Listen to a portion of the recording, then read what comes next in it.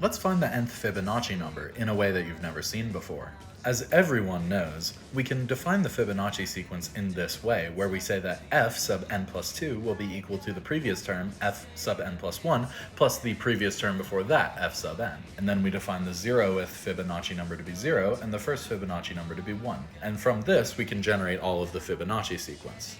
But don't you just wish there was a way that we could calculate the nth Fibonacci number without having the n-1th and the n-2th?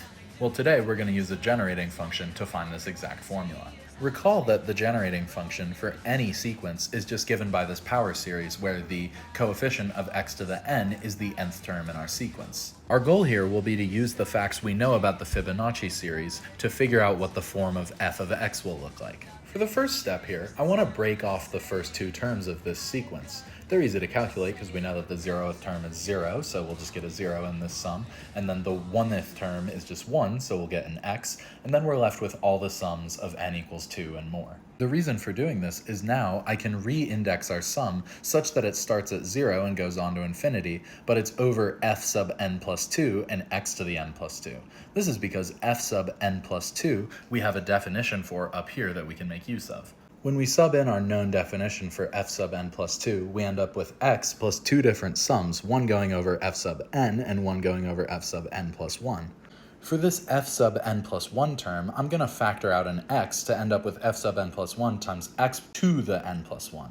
And then the next thing I can do is just add the 0th term of this sum because it was going to be 0 anyway, meaning I can re-index this such that it's over f sub n times x to the n, which is exactly the generating function f of x.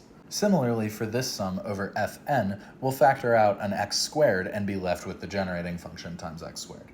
So what our math tells us is that f of x, this generating function for the Fibonacci sequence, will be equal to x plus x times itself plus x squared times itself. And so if we try to solve for f of x, what we get is that the generating function is given by x divided by 1 minus x squared.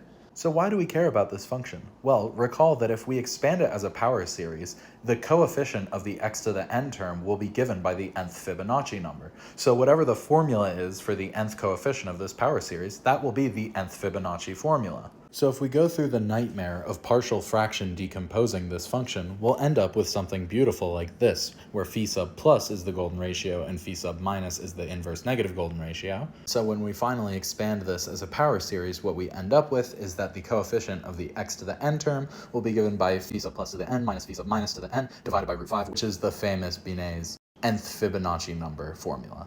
That's all for today. Thanks so much for watching, and I hope you're now interested in generating functions.